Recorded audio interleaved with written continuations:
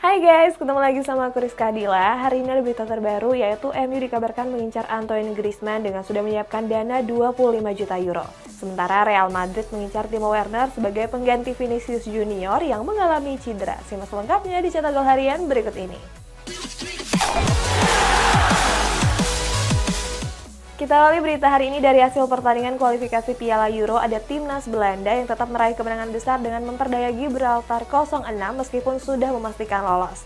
Hasil serupa juga didapatkan oleh Kroasia yang juga memastikan lolos ke Euro 2024 setelah mengalahkan Armenia dengan skor 1-0.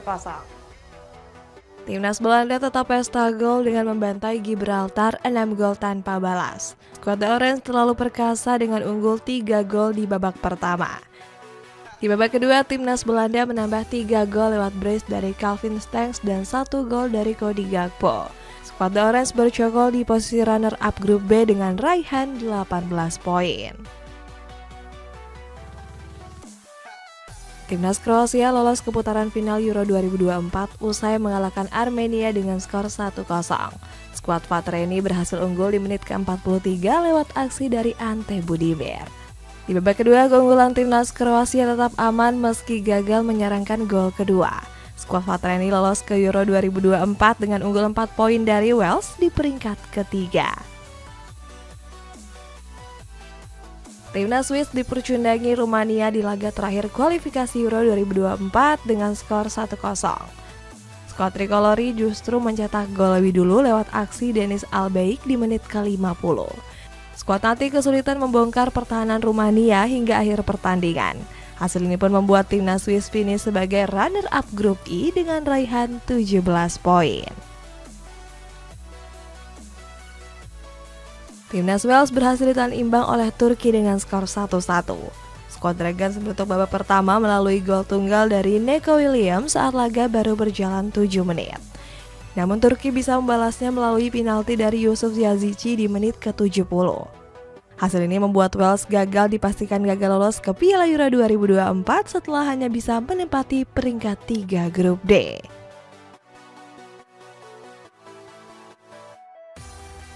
Next ada timnas Prancis yang meraih kemenangan di pertandingan terakhir setelah ditahan imbang oleh Yunani dengan skor 2-2. Jauh hasil pertandingan kualifikasi Piala Dunia, ada timnas Ghana yang gagal mendulang 3 poin usai takluk atas Komoro dengan skor 1-0. Timnas Prancis gagal meraih kemenangan setelah ditahan imbang Yunani dengan skor 2-2. Skuad Le Bleu menutup babak pertama melalui Randal Kolo Muani di menit ke-42. Di babak kedua, Yunani berbalik unggul setelah mencetak 2 gol lewat Anastasios Bakasetas dan Fotis Ioannidis. Beruntung Prancis bisa menyamakan kedudukan melalui Youssouf Fofana. Ghana gagal membawa pulang 3 poin setelah takluk atas Komoro dengan skor 1-0. Satu-satunya gol pada laga ini dilesakan melalui Maiziane Moulida pada menit ke-43 pertandingan. Kekalahan ini membuat Ghana menempati peringkat keempat klasemen grup I.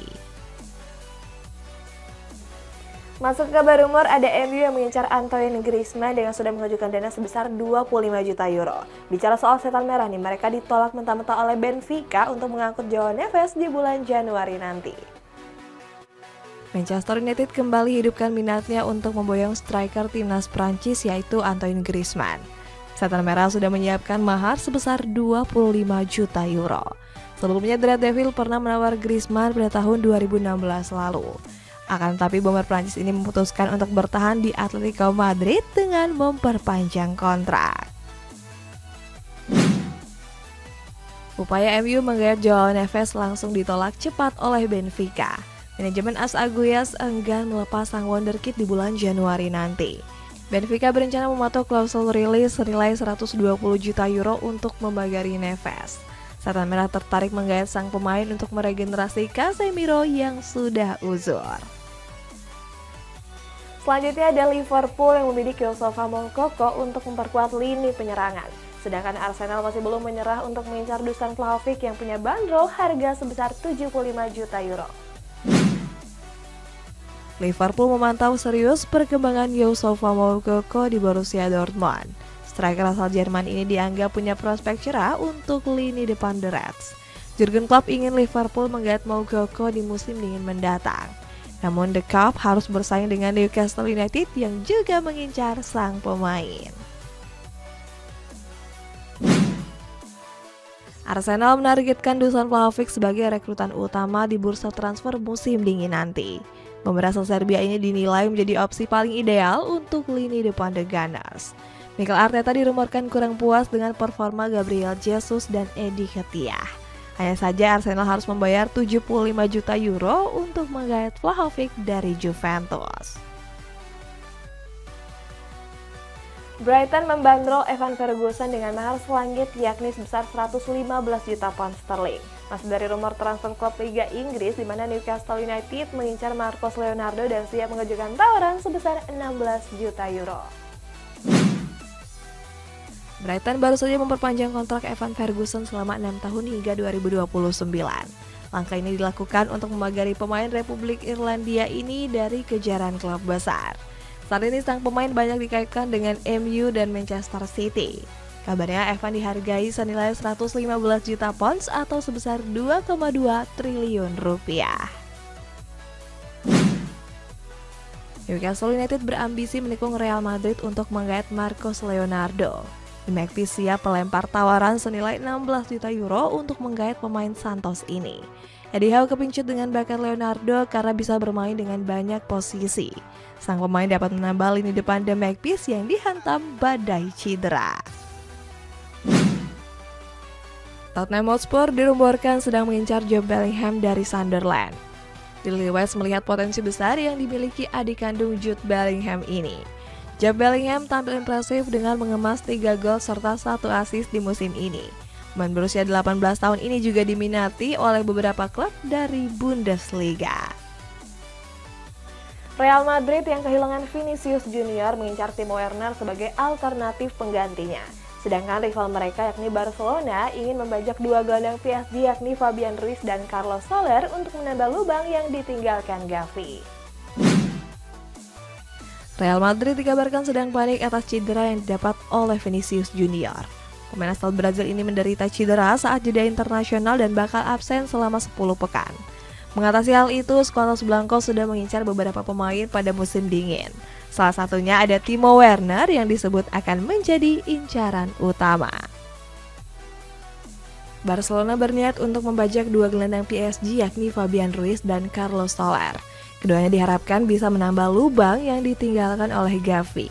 Gelandang asal Spanyol ini berkemungkinan besar akan mengakhiri musim lebih cepat. Sebab Gavi sendiri menderita cedera ACL yang membuatnya absen selama 7 bulan ke depan. Bayern Munchen berencana mendatangkan bek tengah MU Rafael Varane. Mantan pemain Real Madrid itu berkemungkinan besar bakal hengkang di musim dingin nanti. Tirotan memanfaatkan situasi Varane yang sudah jarang dimainkan oleh Erik ten Hag. Hanya saja pemain asal Prancis ini punya bandrol sekitar 30 juta euro. Paris Saint-Germain mengincar Khepcha Kvaratskhelia sebagai calon pengganti Kylian Mbappe. Pemain asal Prancis ini dirumorkan akan hengkang dari Parc des Princes di musim panas. Kvaratskhelia dinilai layak menjadi senjata baru Les Parisiens di sisi kiri penyerangan. Namun PSG harus merogoh kocek senilai 180 juta euro untuk menggait sang pemain. Cristiano Ronaldo dan Lionel Messi akan kembali bertemu di bulan Februari nanti di turnamen Riyadh Season Cup. Di kabar penutup ada timnas Indonesia yang harus menempati posisi paling buncit setelah ditahan imbang oleh Filipina dengan skor 1-1. Arab Saudi resmi mengadakan turnamen Riyadh Season Cup di bulan Februari mendatang. Dalam turnamen tersebut akan diisi oleh 2 klub lokal seperti Al Hilal dan Al Nassr. Gak cuma itu, mereka juga mengundang Inter Miami untuk bisa meramaikan. Artinya ini akan menjadi pertemuan terakhir Ronaldo dan Messi di pertandingan nanti. Jersey Lionel Messi yang digunakan pada final Piala Dunia 2022 dikabarkan akan dilelang. Rencana tersebut diumumkan oleh rumah lelang New York bersama Sotheby's. Pihak Sotheby's membuka lelang ini dari tanggal 30 November hingga 14 Desember. Mereka memprediksi jersey tersebut akan terjual di angka lebih dari 10 juta US dollar atau 154 miliar rupiah. Timnas Indonesia gagal meraup poin penuh usai ditahan imbang Filipina dengan skor 1-1. skuad Garuda menutup babak pertama dengan tertinggal 1 gol melalui Patrick Redcliffe di menit ke-23. Memasuki babak kedua, skuad asuhan Sintayong mampu menyamakan kedudukan melalui Sadil Ramdhani.